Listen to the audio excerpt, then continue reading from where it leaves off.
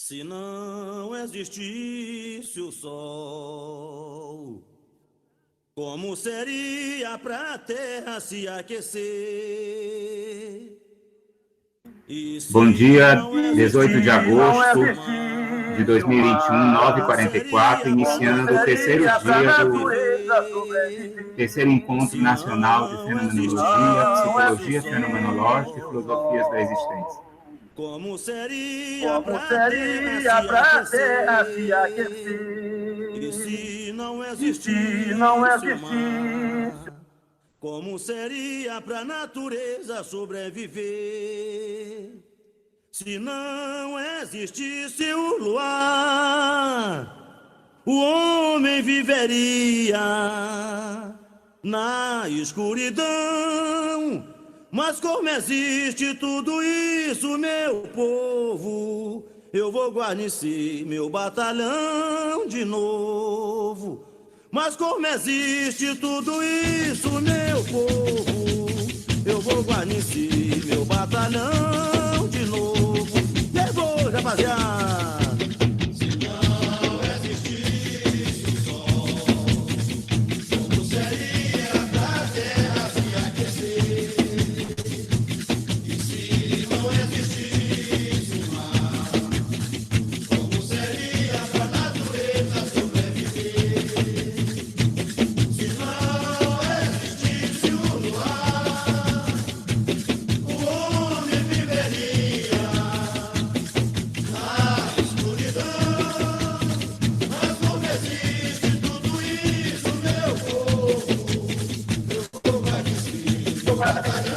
Bom dia, Nazaré, bem-vinda.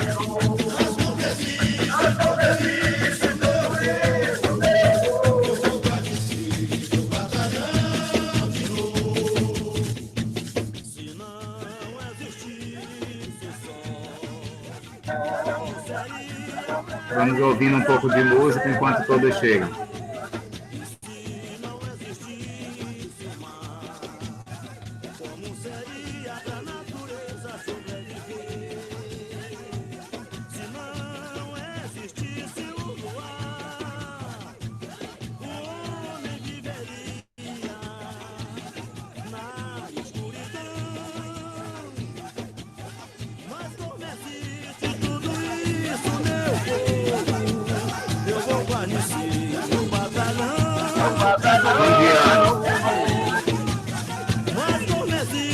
Bom dia, gente. Tudo bem?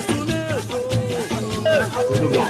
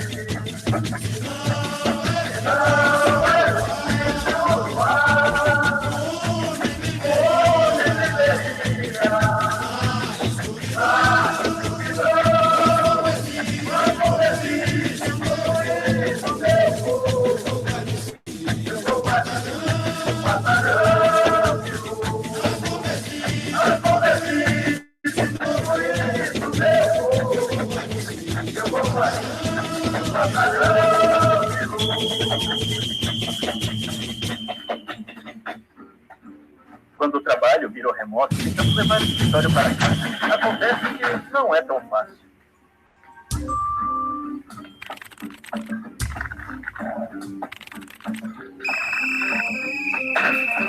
Eu vou reunir meu batalhão com a ajuda de Deus e do Senhor São João. Eu vou reunir meu batalhão com a ajuda de Deus e do Senhor São João.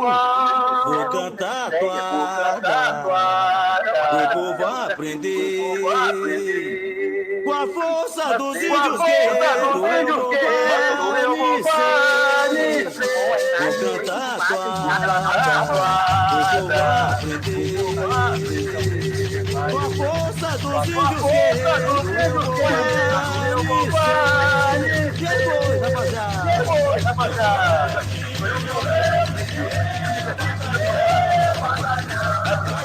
Como você pode ver,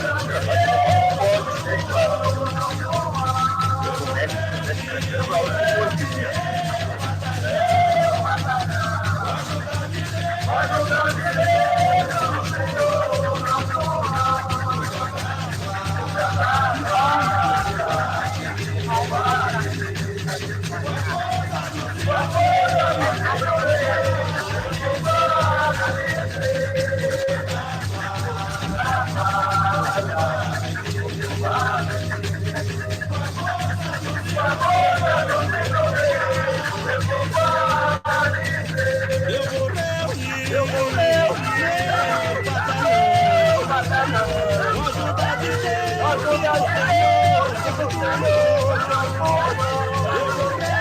eu vou reunir.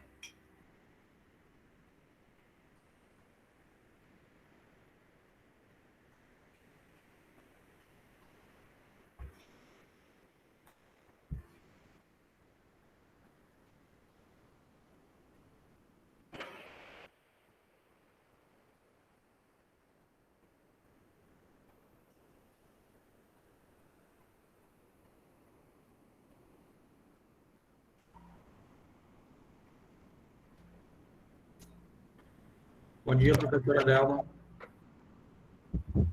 Bom dia, Thelma, bem-vinda.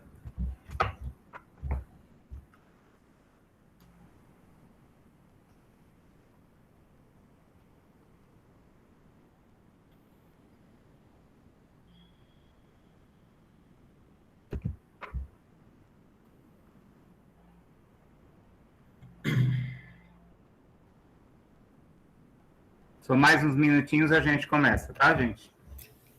Com tranquilidade, estou à disposição por aqui. Que bom.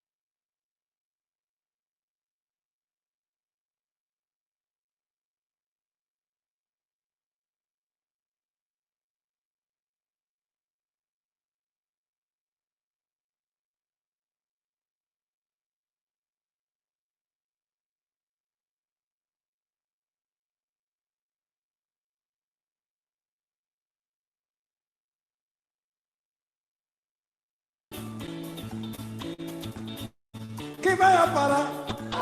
Tomou açaí. Quem vai aparar? Tomou açaí.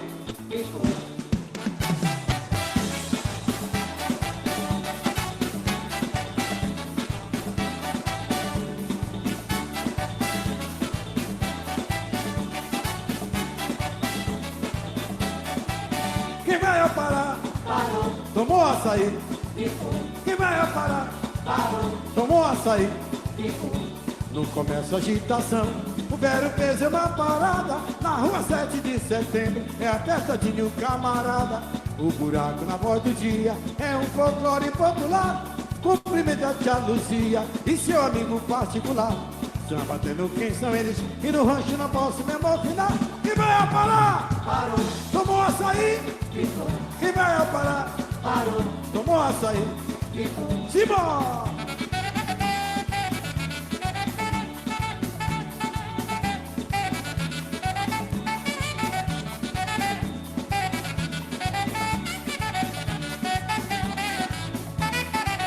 Quem vai parar? Parou. Tomou açaí? Ficou. Quem vai parar? Parou. Tomou açaí? Ficou. Vou fazer a brincadeira com vocês. Vamos lá. Quem vai parar? Tomou açaí? Mais alto um pouco. Quem vai parar? Tomou açaí? Mas quem vai parar? Tomou açaí? E quem vai parar? Parou. Tomou açaí? Ficou. Quem vai parar? Parou. Tomou açaí? Ficou. No começo agitação, o Vero fez uma parada na rua 7 de setembro. É apertadinho, camarada. O buraco na voz do dia é um folclore popular. Cumprimento a tia Luzia e seu amigo particular. Samba tendo quem são eles e no rancho não posso me emocionar. Quem vai parar? Parou. Tomou açaí? Ficou. Quem vai parar? Parou. Tomou açaí? Ficou. Simão!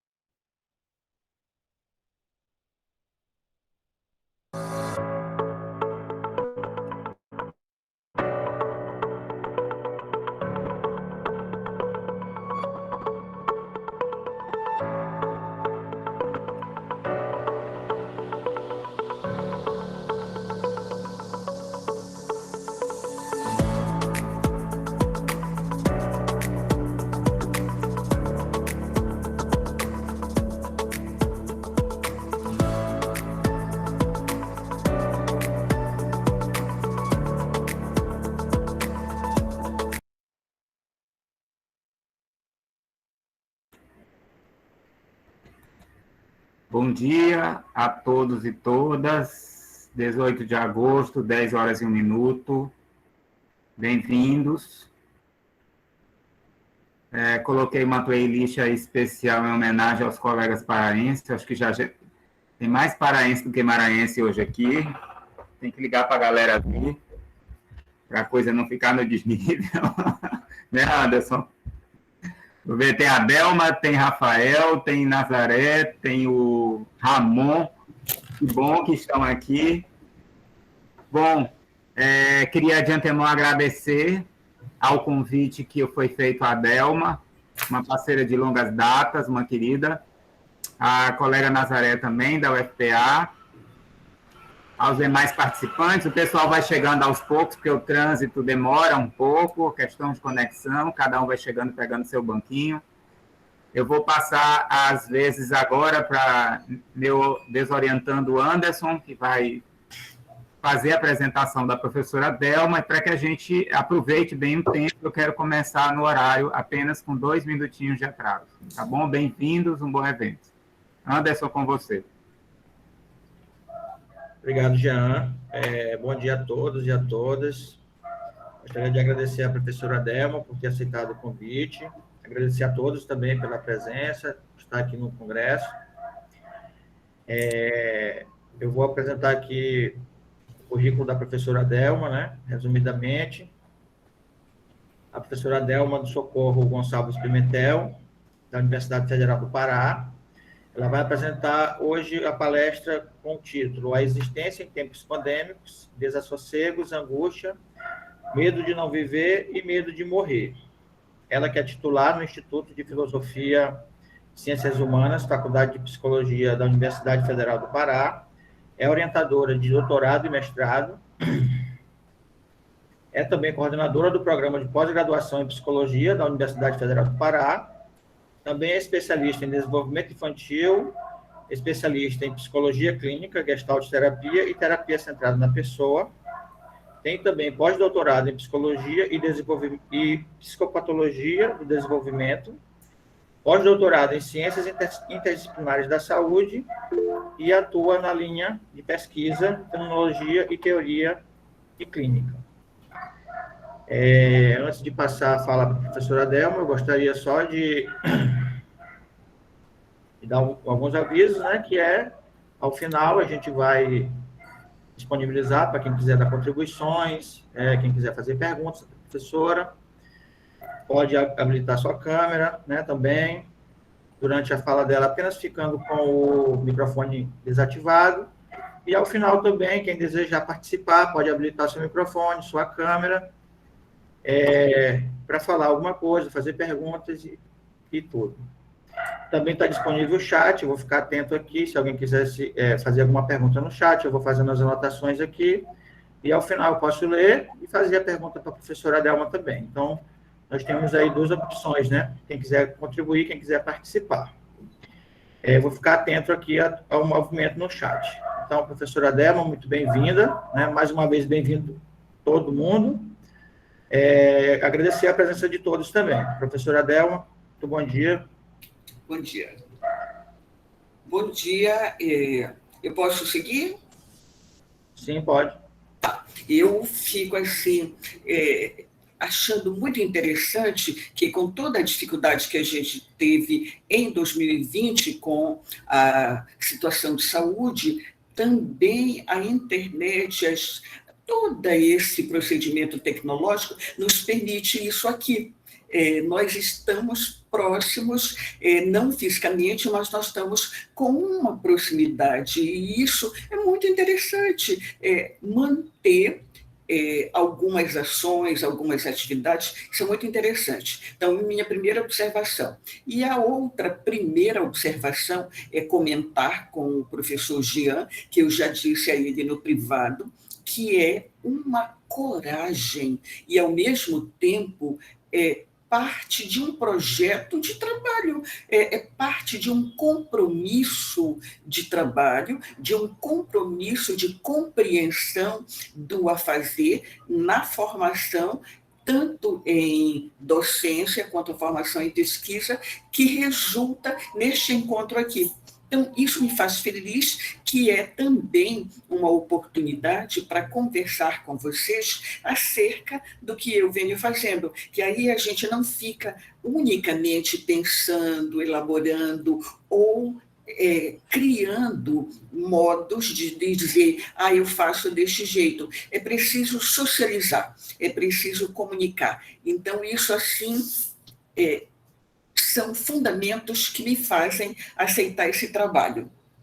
Então, como é que eu vou fazer? Eu vou apresentar sem nenhum slide, sem nenhuma imagem visual, para situar para vocês o que eu estou fazendo agora. O que eu estou fazendo, e esse tema que foi proposto por mim dentro do evento que se chama Terceiro Encontro Nacional de Fenomenologia, Psicologia Fenomenológica e Filosofias da Existência, 9º Encontro Ludovicense, que eu já tive oportunidade de presente estar junto com pessoas queridas, que além do Jean tem a professora Cristiane Carvalho, tem o professor Almi, e eu já vi que aqui está a professora Vanderleia Bandeira. Então, pessoas queridas, o Maranhão é logo ali do lado, maravilhoso estar.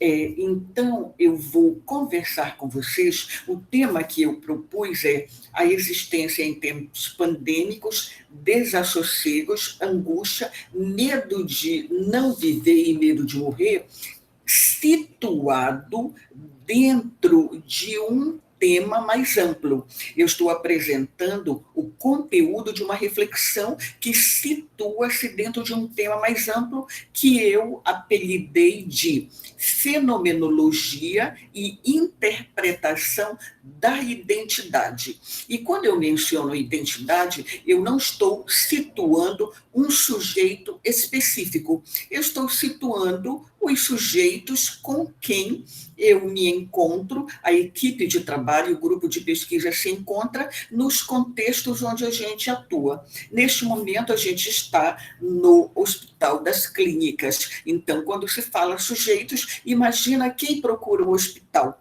É toda a população, não do município, a população do estado. Então, eu gostaria de situar que eu vou abordar 3 conteúdos principais, que é a angústia, o medo e a morte. Esses conteúdos, eles estão relacionados com a nossa trajetória contínua, a nossa trajetória histórica, a nossa trajetória temporal. Então, eu estou comentando com vocês a respeito desses 3 desdobramentos a partir da ideia da compreensão da fenomenologia da identidade. Para fazer isso, eu quero situar também o entendimento da fenomenologia e o entendimento de chaves teóricas que ancoram essas problematizações. Então, quando eu falo de fenomenologia, eu estou situando um trabalho que é descritivo para se alcançar a compreensão.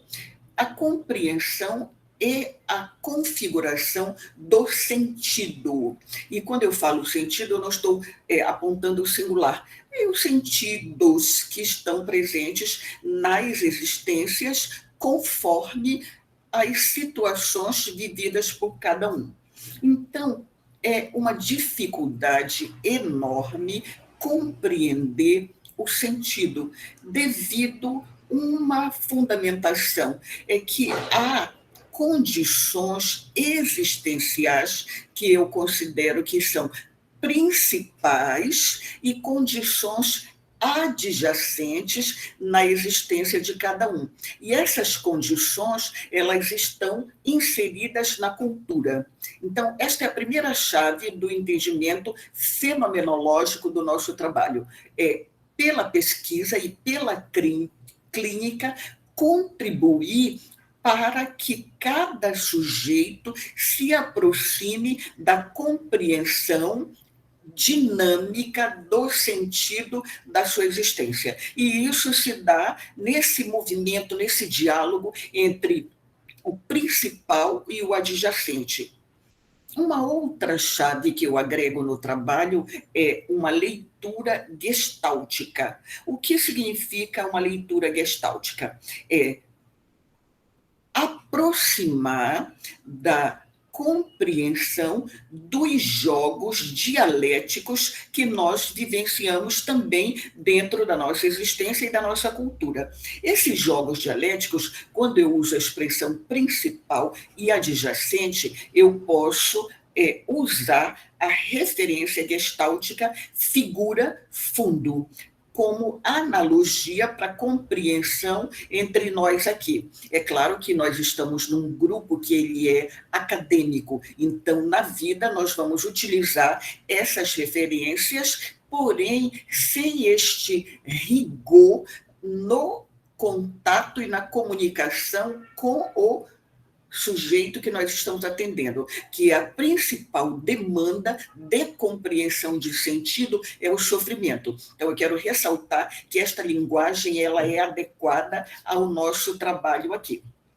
Então, fazendo outra ponte, outra articulação com a fenomenologia enquanto base epistemológica do nosso trabalho, eu quero ressaltar que a angústia, o medo e a morte, eles não são ligados temporalmente a 2020, quando a pandemia da Covid-19 se instalou. Mas eles têm na pandemia um arrancar. esse sentimento de angústia, de medo e de morte foram arrancados do silêncio em que eles estavam inseridos na roda de prioridades da nossa vida. Na nossa vida, nós andávamos muitas vezes sem a consciência intencional e reflexiva. Andávamos, nós íamos ao trabalho, nós íamos ao bar, nós saíamos de casa, íamos à feira, transitávamos pela rua de um modo em que a reflexão, via de regra, usualmente não fazia parte. E a Covid-19, ela desinstalou todo esse silêncio, que, note, eu quero também mencionar que o silêncio não significa interno à minha consciência, mas sim a comunicação com o outro. Ao ser arrancado do silêncio, o que pode ter gerado, além da angústia desse medo, gerado um sofrimento expresso de diversas formas. E esse sofrimento é que eu quero trabalhar mais um pouquinho aqui com vocês. Do ponto de vista empírico, esta fenomenologia, na prática clínica gestáltica que eu realizo, eu uso a análise dos discursos que nós elaboramos para nos comunicar. Então, a linguagem é indispensável a atenção para a forma que nós a organizamos para a nossa comunicação dessa angústia, desse medo e dessa morte. Então, eu vou seguir mais um pouquinho, dizendo para vocês que na Constituição do Trabalho, eu utilizo duas figuras de linguagem, que é a metáfora e a ironia. É tentar compreender no discurso das pessoas, e quando eu falo o discurso das pessoas, eu posso generalizar. Eu não estou me referindo ao discurso científico, mas sim ao discurso do senso comum que nós utilizamos para expressar, para manifestar o que nós consideramos que é revelador do sentido da nossa existência. Então, é necessário, na fenomenologia que eu estou apresentando aqui agora, fazer uma reflexão acerca da forma que a clínica psicológica ela percebe esses encadeamentos. Gestalticamente, nós podemos mencionar que as pessoas, elas fazem hoje contato a partir de vários movimentos. E esses movimentos de ausência de consciência intencional é que me preocupam e eu me alinho na procura do desvelamento. De que modo nós fazemos contatos que são sem uma consciência reflexiva? Na superficialidade, no descompromisso, na despersonalização. E isso aqui me aponta a segunda chave tão importante quanto uma compreensão fenomenológica e uma compreensão clínica gestáltica, que é a compreensão sociológica, antropológica, política, econômica e ética. Sobretudo, eu vou ligar a gestão da pandemia, que é o assunto principal do nosso trabalho. Então, uma primeira síntese que eu gostaria de mencionar: eu tenho dois pilares enredos teóricos. Um pilar que é a fenomenologia clínica gestáltica e outro pilar que é, para mim, indispensável, que a psicologia clínica não dá conta de entender esses acontecimentos, sobretudo quando eu menciono a angústia e o medo e a morte, mas é preciso entender a origem desse desassossego do ponto de vista antropológico e sociológico. Então, isso aqui é o cenário que eu quero situar para vocês, que está ancorado no meu trabalho. Daqui eu vou passar para o primeiro ponto, que é o medo de não viver e o medo de morrer. esses medos eu estou ancorando ao ciclo vital. Quando eu falo medo de não viver, eu associo a juventude, eu associo aos jovens. Eu não vou mencionar intervalo etário, mas eu vou mencionar que está associado ao ciclo vital. E o medo de morrer, eu estou associando aos mais velhos. Quando eu falo no calor da pandemia, eu situo que o corpo, o nosso corpo, ele é e continua sendo o receptáculo em que o sofrimento psicológico e humano se aloja. Vejam, eu não estou apenas me atendo ao sofrimento psíquico ou em saúde mental, mas sim o sofrimento humano. Por exemplo, quais são as formas que o nosso corpo demonstra toda a sua dor? Uma forma muito interessante, supraalimentando-nos. Parece que no decorrer do ano de 2020, as pessoas engordaram tremendamente. As pesquisas mostram, as fotografias mostram. Quando eu ando aqui pelo meu residencial, eu observo no elevador, eu observo nas áreas comuns. Então, as pessoas comeram bastante. Continuam comendo? Sim. Diminuíram, mas o alimento conforto, o alimento gostoso na boca, imediatamente assimilado pelo corpo, foi uma das formas de demonstração deste receptáculo do sofrimento. A outra forma muito interessante é o corpo sumir pela ausência de alimento. Eu não vou tratar aqui de psicodiagnóstico, eu não vou usar categoria psicodiagnóstica nenhuma, mas nós temos um corpo gordo, um corpo obeso, eu gorda, eu obesa, se eu for observar a compreensão de totalidade e um corpo que some, um corpo que vai ambos denunciar, além desse sofrimento, as exigências que estão sendo feitas que transcendem a pandemia, as exigências para adaptação da nossa corporeidade, da nossa existência a essa contextualização sociológica e econômica que eu mencionei, que é chave da compreensão do nosso trabalho. E aqui eu quero também agregar outras formas que fazem com que o corpo seja receptáculo. Uma outra forma é o bodybuilding e o body modification, além essa aqui me interessa bastante, eu vou deixar como provocação para nós, é a alteração na sexualidade, reduzindo ou impedindo a vivência de orgasmos, e aqui eu não estou falando com mulheres, eu estou falando conosco, eu estou falando com as pessoas em geral. E uma outra que é muito interessante, faça rapidamente um mapeamento em qualquer motor de busca de imagens, quando você coloca harmonização facial, aparece a incoerência do desarmônico, se você for verificar uma foto sua ao longo do tempo.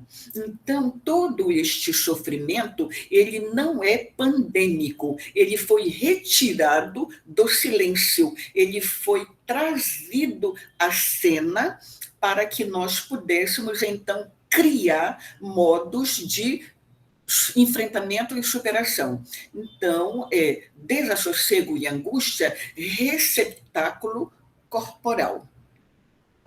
A partir daqui, eu vou fazer um outro avançozinho, comentando um pouco com vocês que este sofrimento trouxe um comportamento na relação interhumana.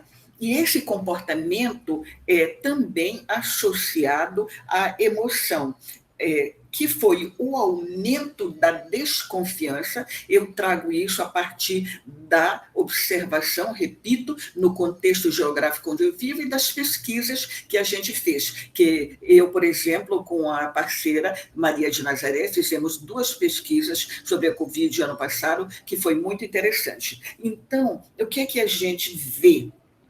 muito intensamente, isso estava em 2020. A gente via as pessoas afastadas, irritadas, muitas vezes mudas ante a presença do outro que estava ali próximo. O medo de ser contaminado, o medo de pegar a Covid presente. Então, essa irritação era muito comum em 2020. Melhorou muito em 2021, não acabou, mas melhorou muito. Agora eu vou adentrar, como eu disse para vocês, no plano das figuras de linguagem que organizam os comportamentos intencionais. Por exemplo, quando eu menciono a metáfora e a ironia, o Ministério Público, aqui em Belém, ele enquadrou os planos de saúde, dois principalmente, um que tem no Nordeste muito forte, que é o Apvida, e a Unimed. A Unimed é nacional, mas os dois foram enquadrados fortemente, e a primeira ironia, pagamos um plano de saúde alto e o plano de saúde precisa do SUS. E essa é uma coisa interessante, alertar para, além da valorização do SUS, que nós próprios possamos exigir organizadamente, em grupos, em coletivos, os nossos direitos à atenção à saúde. Então, o que aconteceu com os planos de saúde? Um volume enorme de demanda e uma incapacidade física dos hospitais desse atendimento. E aí é interessante mencionar que eu não fui espectadora, eu estava na linha de frente para o atendimento do meu pai, que tinha câncer, no Apvida. Então, foi muito interessante que tinha uma porta de entrada. E nesta porta de entrada, o vírus não foi informado que ele tinha que entrar por um lado, somente por um ângulo, que com o enquadramento do Ministério Público fizeram uma porta. E nesta porta ficou duas entradas. Uma entrada que era para os usuários habituais e a outra entrada que era para os usuários que tinham Covid. E no meio do hospital se cruzavam as duas linhas de entrada. E que interessante, o vírus não foi avisado. Esta é uma ironia que foi muito percebida ao longo de 2020. A segunda ironia, que é interessante comentar com vocês, que o medo de ser infectado, ele é regulado por Cronos. As pessoas não têm uma preocupação mais ontológica nesta regulação, mas elas se preocupam quando eu vou tirar a máscara, quando todo mundo vai ser vacinado, quando eu vou poder voltar para as festas. Então, o que a gente tem para o bar, para a rua? A gente tem que o cuidado instituído como obrigação, ele está associado ao medo de ser infectado, que é uma ironia também na gestão da pandemia. E aqui eu vou sintetizar para nós o que eu apelidei de medo de não viver. O medo de não viver é temer as perdas. Quais são as perdas? Nas práticas de sociabilidade, sobretudo nas práticas de sociabilidade, no lazer, nas festas, ir ao futebol, ao churrasco, sair de casa a qualquer hora.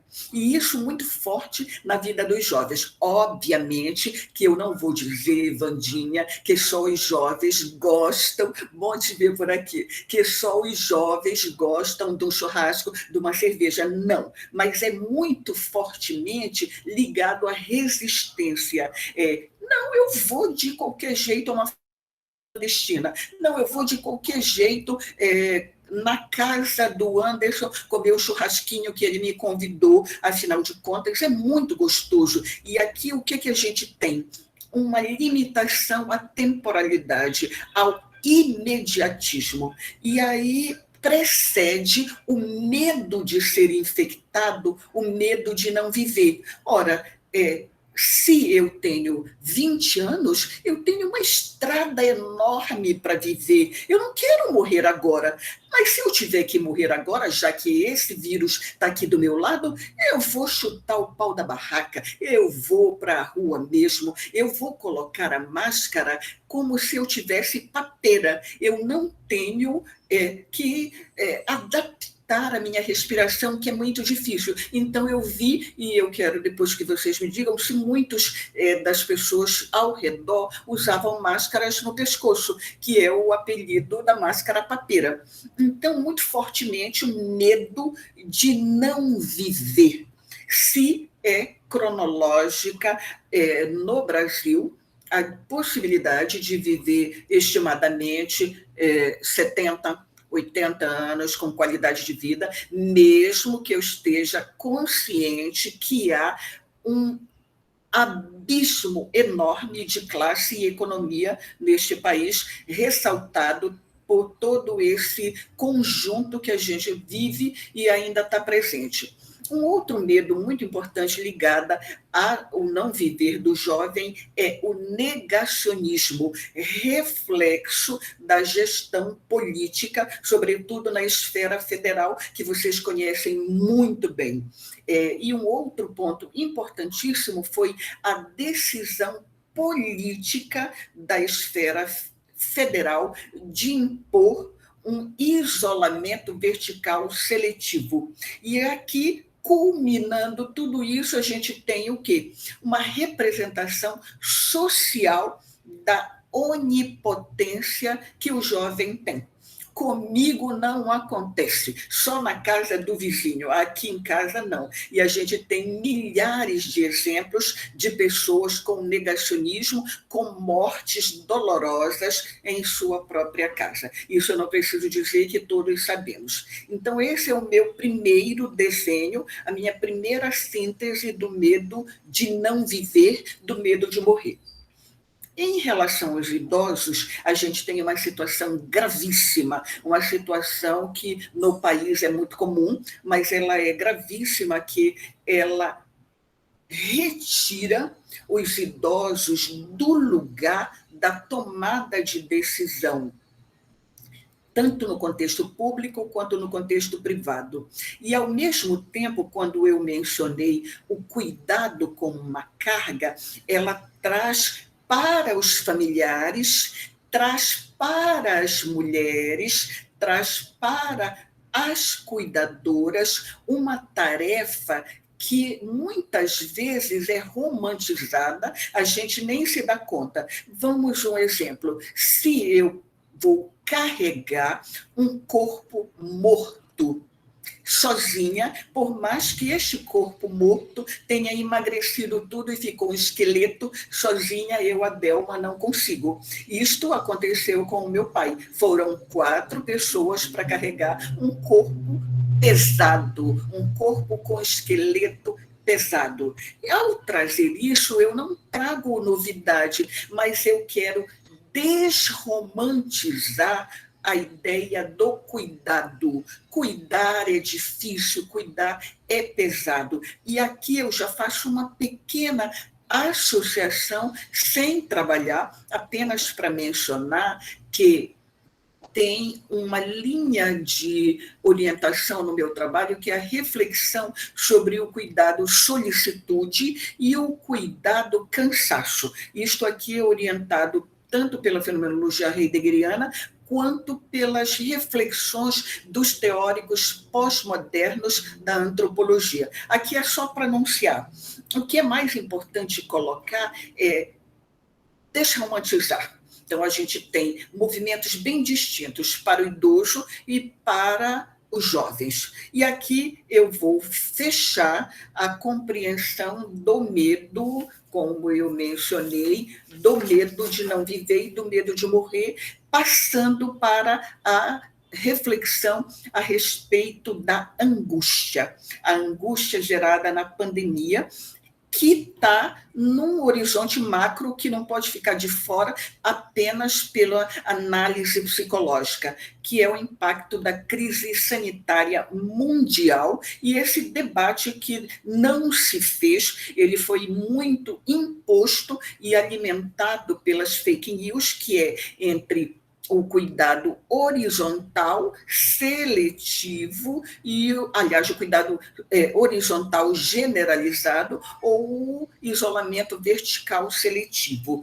Esta imposição não existe. Ou se faz o isolamento sem precisar o debate entre a bolsa, a economia e a vida e a saúde. Isso foi um maniqueísmo criado por um projeto de gestão política da pandemia, que é importante que a gente traga.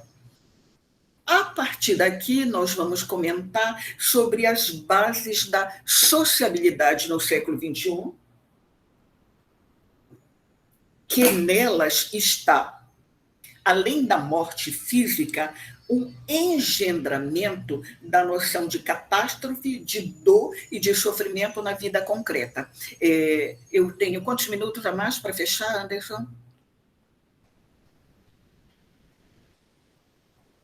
Não te ouço. Agora. A gente não estipulou um tempo limite, mas tá. Ainda tem tempo ainda, tá bom? Tá, então só me chama, que aí se eu passar, me chama. Então, até 2 horas eu estou aqui.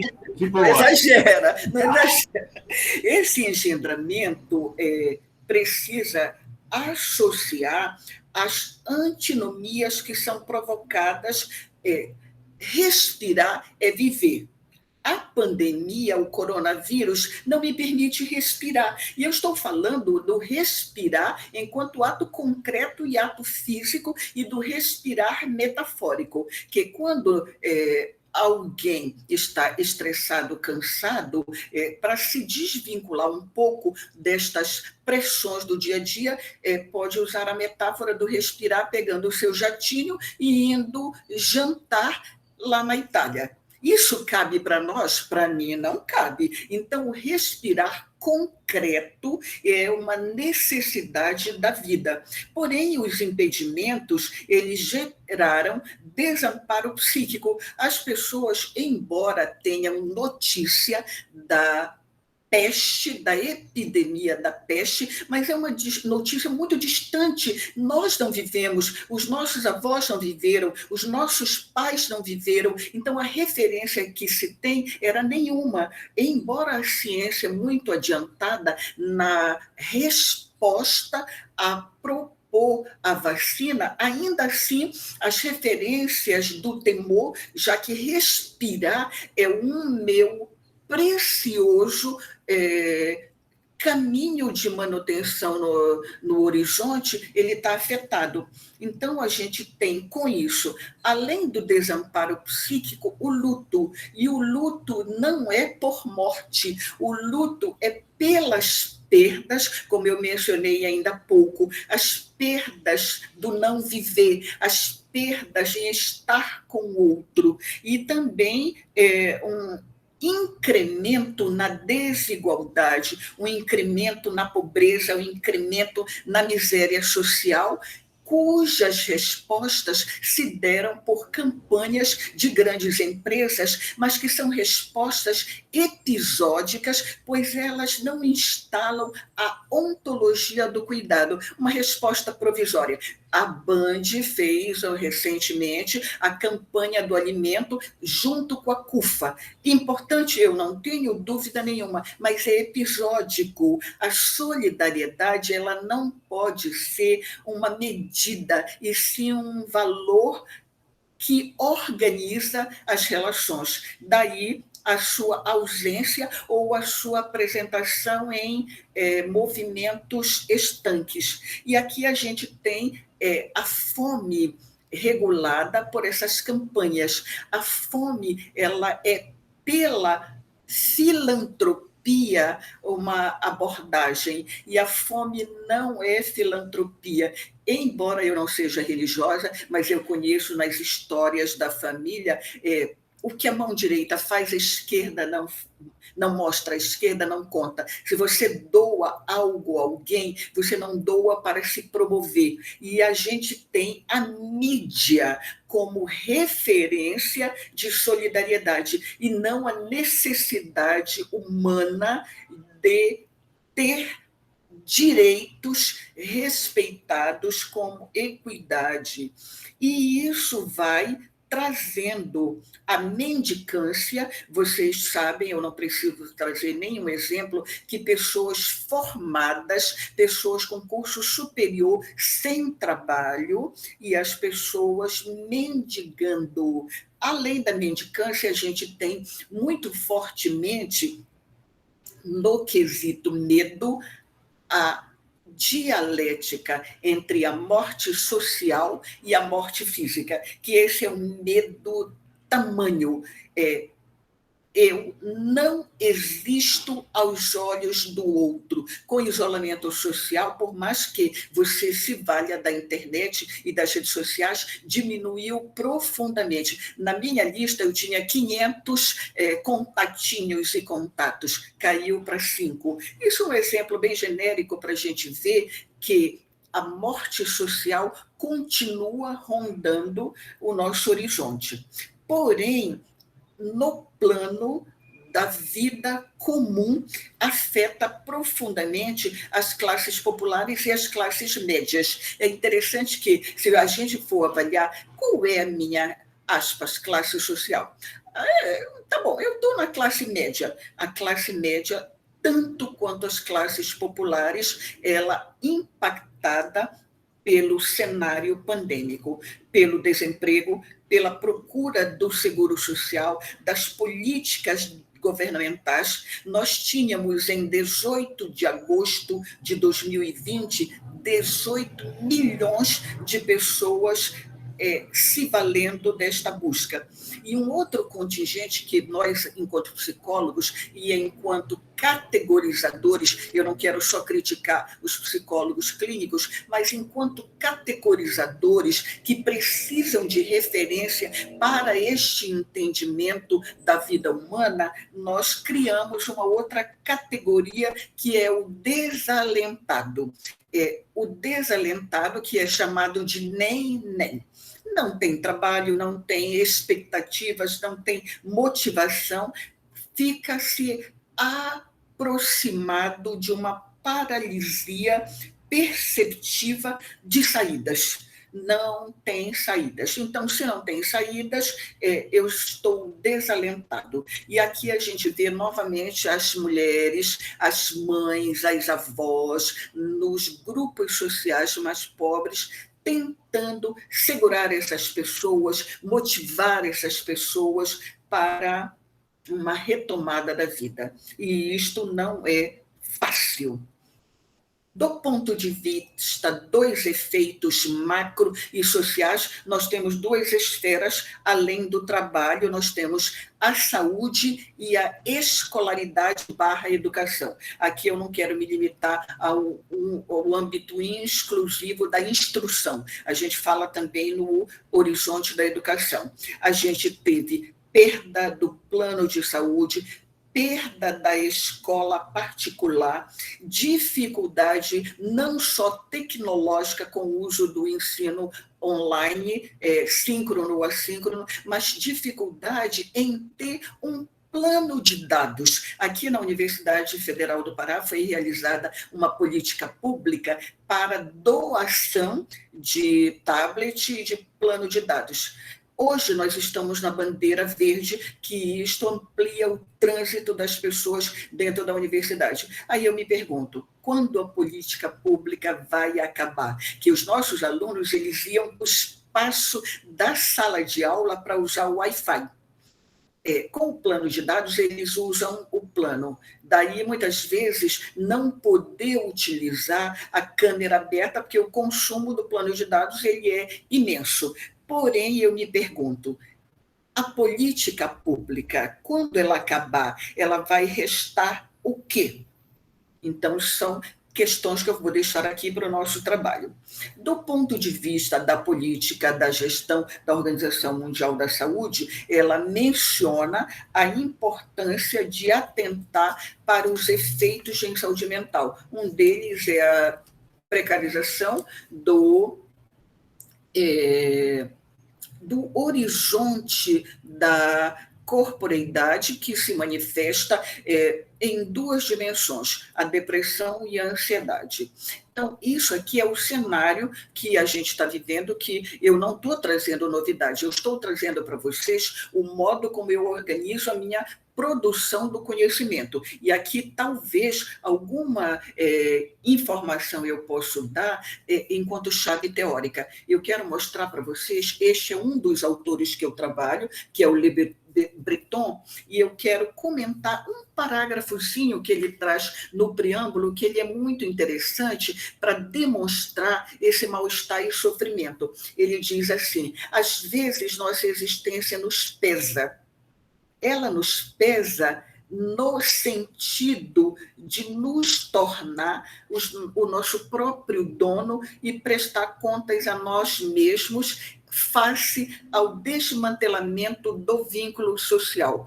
E para que eu estou trazendo essa reflexão? É para dizer que nós não estamos falando de doente mental, de doença mental, e sim que o esgarçamento, a ruptura, a perda do vínculo social que alimenta a percepção e o reconhecimento do outro, isto gera sofrimento que pode se manifestar como sintoma. O sintoma na ansiedade e o sintoma como depressão. Então, eu quero deixar muito claro, não estou falando de doença, não estou falando com doentes, mas eu estou falando de efeitos desta ordem social e econômica que nós vivemos, que é gerenciada por uma política neoliberal que é cada vez mais restrita no aspecto, por exemplo, da imposição de consumo. Quando eu apontei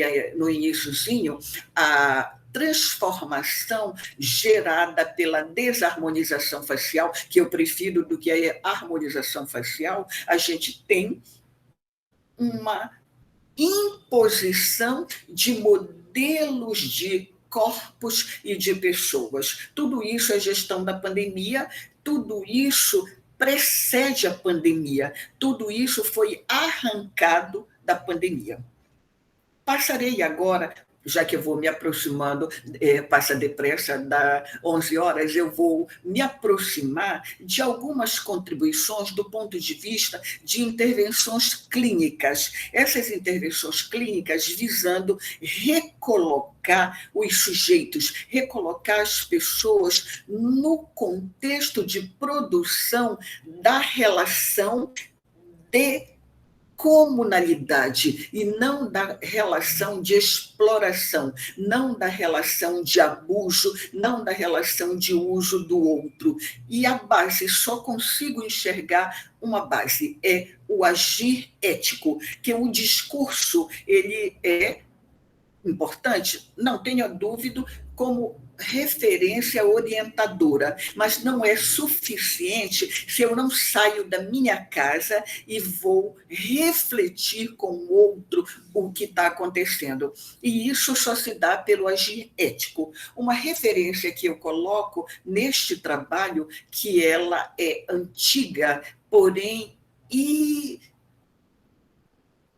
importante devido aos questionamentos que ela traz. É a obra do Erich Fromm chamada A Revolução da Esperança. Dela eu quero pontuar um ou dois aspectos que são relevantes para a desconstrução deste entendimento da imobilidade. Um é a burocracia, o entendimento que a gente tem da burocracia. Não dá, não pode, eu não sei, eu não vou fazer. Essas referências, o Estado, o município, as instituições, a começar pela família, elas te dizem: não vai dar certo, então deixa quieto, não faça que você não vai conseguir. Isto é clássico enquanto característica que gera a imobilidade nas inúmeras esferas da nossa vida.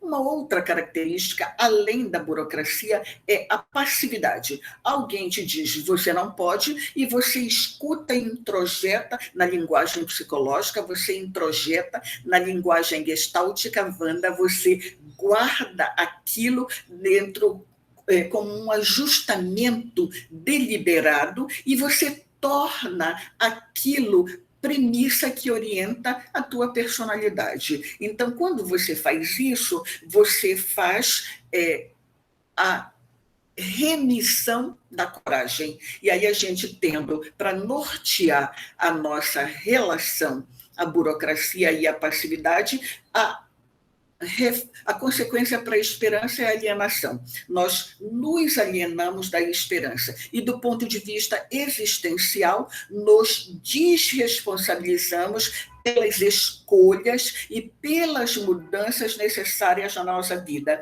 E aí o que acontece? Escolher é uma abstração. Eu não tenho possibilidade de escolher. Quem pode escolher para mim? O Estado. Quem pode escolher para mim é o professor. Quem pode escolher para mim é um terceiro. Então, ao me desresponsabilizar, eu faço com que o futuro, a temporalidade futura, ela seja afetada. Então, eu não tenho no presente um agir ético e eu não tenho expectativa de realizá-lo. E aqui eu trouxe a minha interpretação do Fromm, eu vou trazer a palavra do próprio Fromm. O que significa esperança? Esperança é estar pronto a todo momento. E esse estar pronto não é o acabado, estar pronto é estar aberto para aquilo que não nasceu sem desesperar. É estar pronto para mobilizar a nossa existência. Então, isso aqui que eu apresentei para vocês é a característica que eu agrego ao agir ético no meu trabalho. Para finalizar, do ponto de vista gestáltico, uma inspiração e uma consequência do contato consciente é a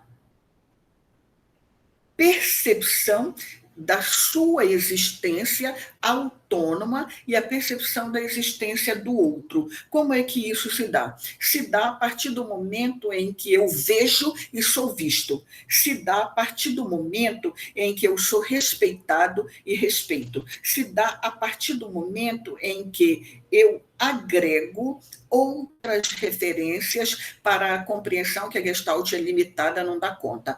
Quais são as referências? Uma abordagem em saúde da integralidade, da equidade, uma abordagem da interseccionalidade. Lembram que no comecinho eu falei que eu não ia trabalhar com sujeitos, mas eu vou trabalhar com a diversidade. Eu não vou trabalhar com um perfil de sujeito. E, por fim, este reconhecimento é a consequência e a inspiração de uma prática clínica em que eu não faço do diagnóstico a minha ferramenta principal ou da classificação das pessoas, mas sim para desconstruir a organização dos sistemas tanto estatais quanto institucionais que regulam a nossa vida. É isto. Eu agradeço bastante que estavam por aqui e, se quiserem algum comentário, eu estou disponível. Obrigado, professora Delma. Antes de abrir aqui para os comentários, eu só gostaria de dizer isso que a senhora coloca aí, ficou muito forte em mim, do que a pandemia, né, tira do silêncio. A senhora trouxe várias coisas que a pandemia retira o silêncio, né, traz aí uma esfera reflexiva das pessoas e também das incoerências, né, que a gente conseguiu vivenciar, né, quando a senhora cita o exemplo lá do Apvida, né, que tem essa característica, tem portas diferentes para entrar, mas no final, lá dentro, a internação da obstetrícia, a mesma internação do Covid, etc. Tem uns comentários aqui no chat, né? A Adriana Alves diz exatamente, professora, cuidar é pesado. A professora Wanderleia disse que estava amando escutar a senhora, saudades. E agora eu abro para as pessoas que quiserem abrir a câmera, né? Abrir o áudio, fazer perguntas, contribuir com a palestra. E também temos o chat ainda disponível.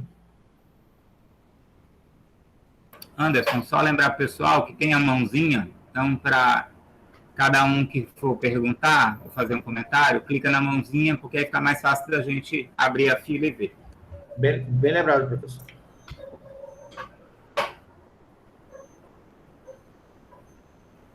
De preferência também vamos ligar a câmera, se possível, né, para poder a Delma não ver só bolinhas, né, ver que quem são as carinhas que estão aí. Wanderleia Bandeira, na fila. Diga lá, professora.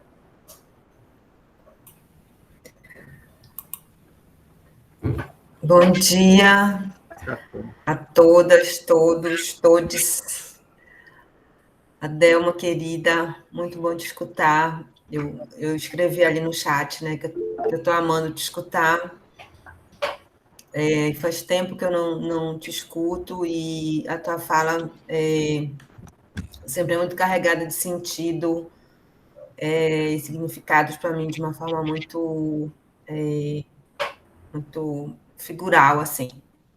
Então, tu trazes, né, muitas questões super importantes que nós estamos vivendo, assim como o Anderson pontuou isso que me impactou também, essa questão do quanto que nós estamos vivendo fenômenos que antes também estavam presentes nas nossas vidas, né? E com a pandemia, isso se potencializou, né? Eu digo que os ratos saíram dos esgotos, né? Os ratos, baratas e todos os monstros saíram dos esgotos, vieram à tona para a nossa realidade mesmo, né? O nosso vivido. Então, o quanto que isso chama, né? Tem um chamamento do cuidado, e essa tua fala também me capturou, o cuidado como solicitude, que você disse, como cansaço, né? Então, há um cuidado, né, para comigo nesse tempo, não só nesse tempo, mas vamos referir a essa questão da pandemia, um cuidado comigo, um cuidado para com o outro, e como que eu vivo, né? Como que eu vivencio esse cuidado, que é expressado através do corpo. Então, foi uma outra fala tua que me capturou bastante, né? Essa questão como que isso está como que isso está registrado no meu corpo, como que eu vivencio isso na minha corporeidade, e o quanto nessa questão também as pessoas, eu vou dizer as pessoas, também me incluindo, né? Tem essa, como eu vou dizer, essa vontade, necessidade, ou essa falta, enfim, de estar se adequando, né, aos estereótipos, né? Quando tu fala da harmonização, que é desarmonização, né?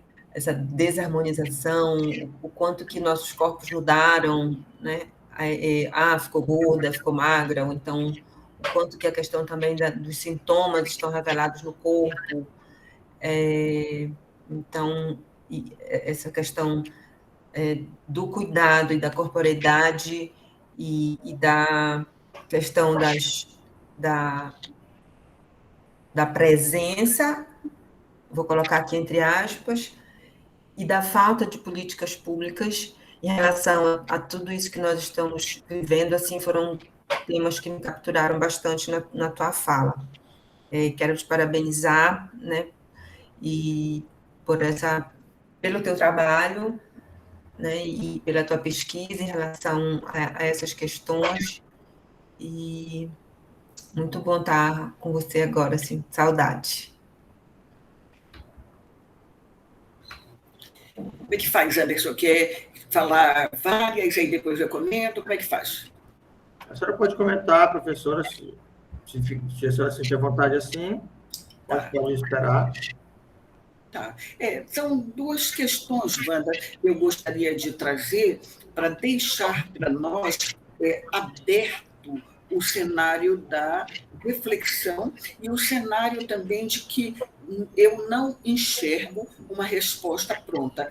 Quando você traz o cuidado, eu quero radicalizar no cuidado cansaço a ideia de que nós precisamos criar uma linguagem com filtros. Quais são os filtros? Além do agir ético, o respeito pela necessidade do outro e, ao mesmo tempo, a identificação da minha necessidade, que quando eu mencionei ainda há pouco, cuidar é pesado, você vai na casa de alguém, está tudo bonito, tudo arrumado.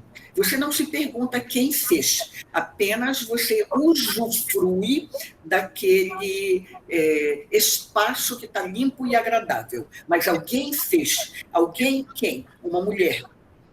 A maior parte do tempo, as mulheres. E esta não é uma fala sexista, mas é uma fala para dizer da importância de criar filtros e linguagens para escrever um cuidado que admita esta dimensão do peso.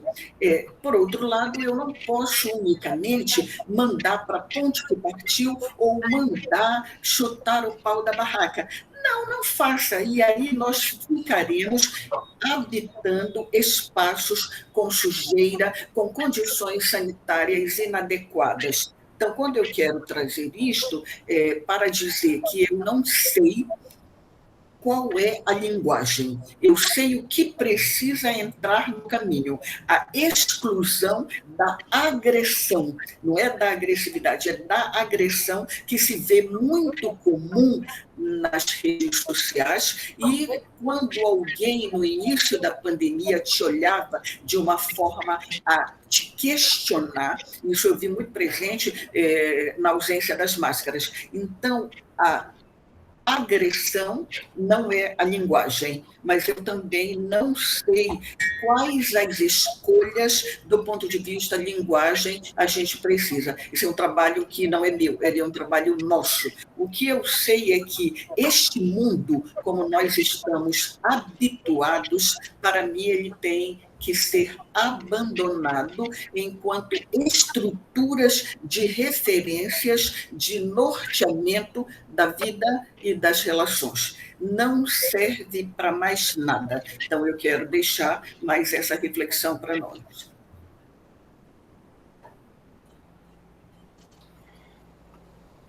Mais alguém tem alguma... Professor? Não. Mais alguém tem alguma contribuição, alguma dúvida, pergunta?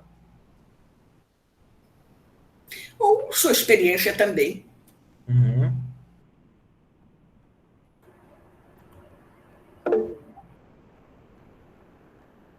Professor Jean? Eu acho que sempre interessante, porque a fala da professora Delma, ela sempre causa um impacto, né? E a gente leva um tempo para digerir, né? A sensação que eu tenho é sempre essa, né? Primeiro, pelo alcance, né, da inteligência da Delma em trazer, a partir de uma observação simples, uma análise rigorosa, fazendo aí um casamento entre a fenomenologia e a gestalterapia, né? Eu acho que tem esse ponto que eu sempre me encanta, né? E admiro. Então, leva um certo tempo. Eu gostaria de pelo menos na minha perspectiva, de fazer essa digestão, né? Mas eu acho que na mesma medida, né? Pelo pouco que eu conheço, a Delma não tenta trazer uma resposta, né? Ela tenta sempre abrir um horizonte de reflexões para a gente não naturalizar essa questão, né? Então, quando você traz no seu tema a questão medo de não viver, medo de morrer, né? Que é o que mais me chama a atenção, né? A gente já conversou, eu tenho vivenciado muito isso, né? E a própria questão do luto, né? Que a gente falou, do cuidado, né? E quando você falou o cuidado é pesado, eu levantei a mão, eu disse, opa, eu conheço isso, eu sei o que isso significa. E eu achei muito interessante essa tua reflexão, porque a gente realmente romantiza o cuidado, né? Romantiza em que sentido? Não é não que não haja necessidade de cuidar, não é isso que se está falando, mas é que às vezes há essa terceirização, né? E eu já escutei isso das pessoas, olha, você tem que cuidar de você, como se eu não estivesse me cuidando, né? A questão é que há outros na nossa relação direta que precisam de cuidado. E muitas vezes a gente não consegue fazer essa transferência, né? Eu estou colocando isso porque quando você leva isso para o discurso político, para o discurso social, é fácil dizer isso para aquelas pessoas que têm condições financeiras, condições estruturais, condições familiares e apoio. Mas quando você pensa, né, e a gente pode ampliar essa questão, né?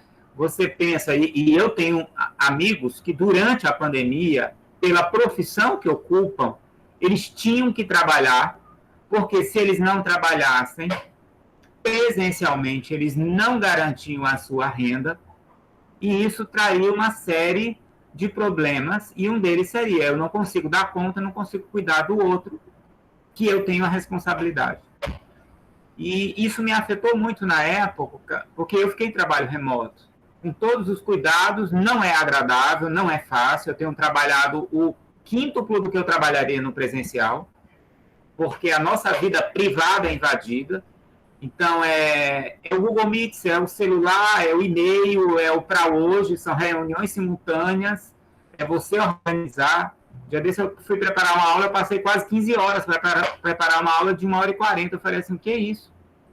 Tem alguma coisa na nossa temporalidade que está completamente fora de circuito, né? Nós perdemos um pouco essa dimensão. E aí, voltando para o exemplo do meu amigo, né? Ele falava muito disso. E aí ele teve que, do próprio bolso, né, adquirir um transporte para ele poder ir para o trabalho um pouco mais seguro. E isso é um custo que ele assume, né? E lidar ao mesmo tempo com todo o processo. E ele pertence a uma classe que não é uma classe média. É essa classe que trabalha e esse discurso que vem, né, junto com o governo, diz, olha, precisa trabalhar, precisa reabrir. E isso é uma questão que nos impacta, né? Então, eu tenho, ao mesmo tempo, uma atitude empática de me dirigir a esse outro. Mas, infelizmente, há uma naturalização dessa atitude, né? A gente vê a mídia dizendo, você tem que ser empático, você tem que ser solidário, você tem que fazer isso, o que, na verdade, acaba não ocorrendo, né? E eu acho que a tua reflexão faz a gente pensar mesmo nessa questão, né? Como é que fica essa relação intersubjetiva num tempo de pandemia? E o que a gente, né, enquanto categoria de ser humano e categoria de psicólogo, pode, nessa relação, com o nosso conhecimento, trazer isso, né? Eu lembro muito das tuas literaturas, né, e a questão da própria necessidade de realizar uma nutrição psicológica, né, para poder dar conta, para poder cuidar. Então, era isso que eu queria dizer. E parabenizar mais uma vez pela tua fala e agradecer. Eu vou só te imitar. Nossa parceria é antiga, nós estamos alimentando ao longo do tempo. Eu também fico muito contente da gente conseguir deixar alguns elementos para as pessoas e dizer que eu estou por aqui sempre. É facílimo manter comunicação, manter contato, então, vamos lá. Eu agradeço imensamente e me convide sempre.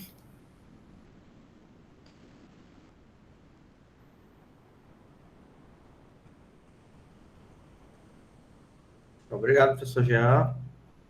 Mais alguém gostaria de falar alguma coisa, levantar a mãozinha?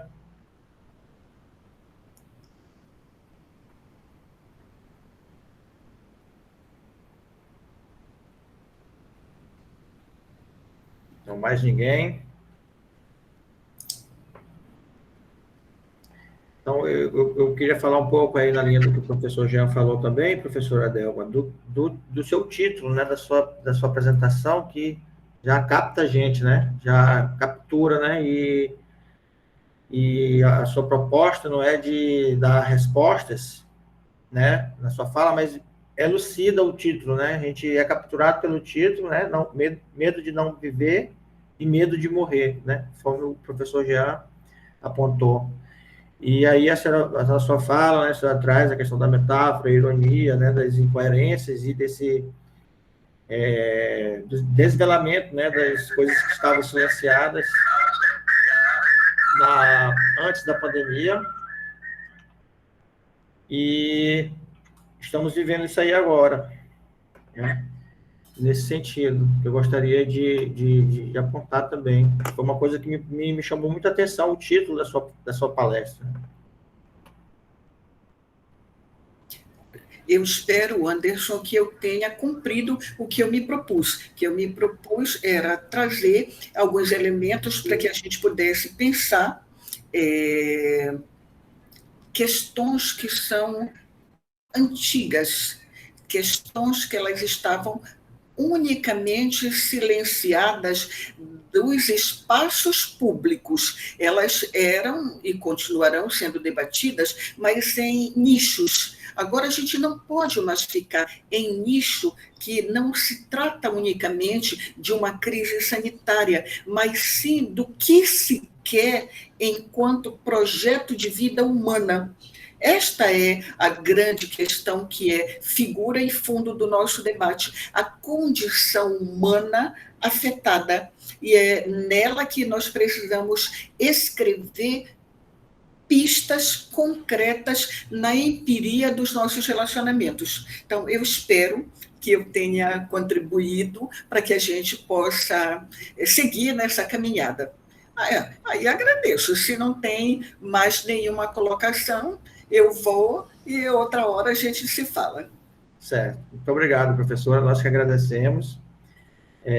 Foi um prazer. Jean, quer concluir com alguma coisa? Sim, eu quero só continuar fazendo minha homenagem ao pessoal do Pará que está aqui. Então, aguardem só um pouquinho.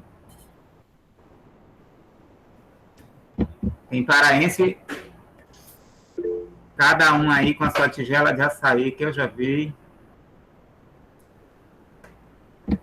Só continuar fazendo a minha homenagem. Deve ter uns 5 paraenses aqui, ou mais.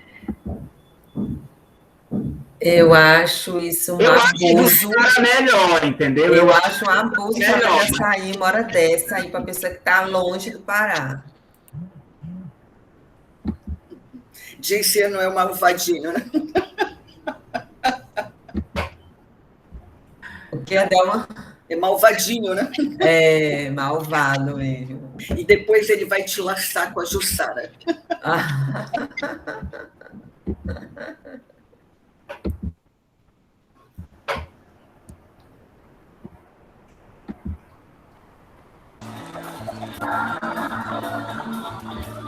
Então, Adelma, mais uma vez, gratidão eterna pela tua participação aqui. Por ter vindo Nazaré, a todos os colegas. Obrigada e até sempre. Fica a nossa homenagem a vocês.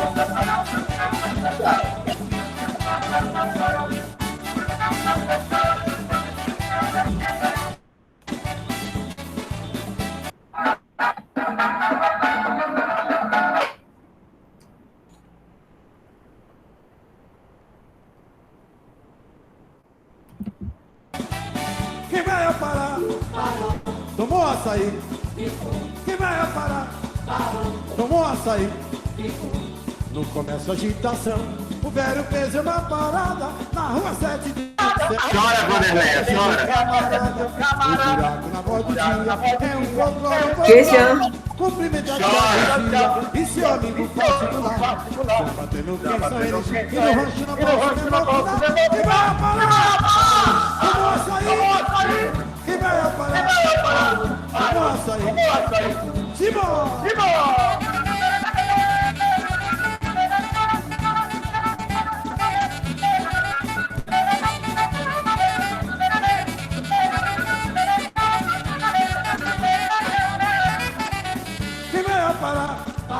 tomou açaí, ficou. Quem vai parar? Parou. Tomou açaí, ficou. Vou fazer a brincadeira com vocês. Vamos lá. Parar. Açaí.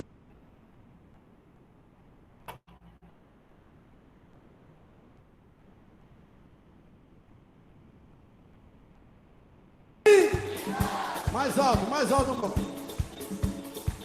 Quem vai parar?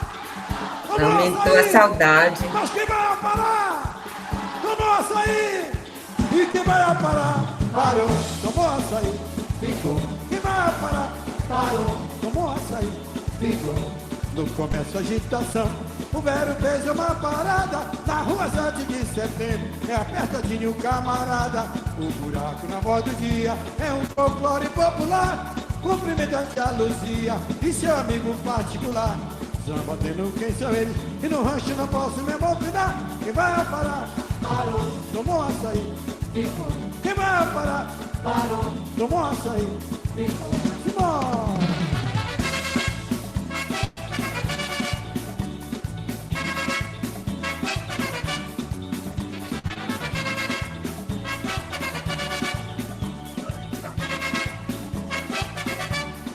Ô lua, lua, terra boa é o Pará.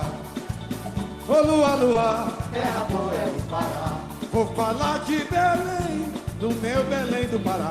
Depois da chuva tem sol, à noite vem o luar. Nós temos rua cheirosa, com cheirinho de papá. O terceiro carnaval do Brasil é no Pará.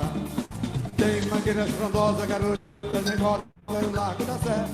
Tem a maior romaria, lembrando Maria de Nazaré.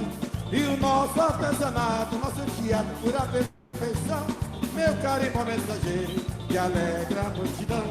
Meu carimbo mensageiro, que alegra a multidão.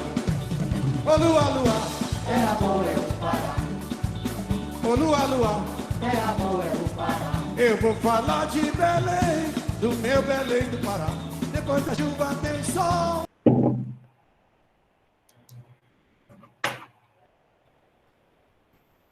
Agora me dá uma passagem para ir para lá agora.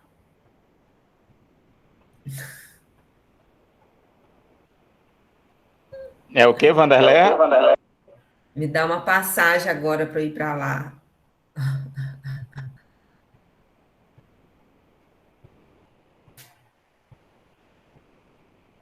Jean, agora só é à tarde, é? Isso. Tarde, 2 horas. Exato. Eu vou entrar na sala de aula, mas eu não devo demorar muito. Aí, conforme for, eu entro aqui à tarde. Beijos. Tchau, professora. Boa tarde. Tchau, Anderson. Tchau para todos. Isso, às 14 a fala Ramon. do Graco. Tá. Beijos.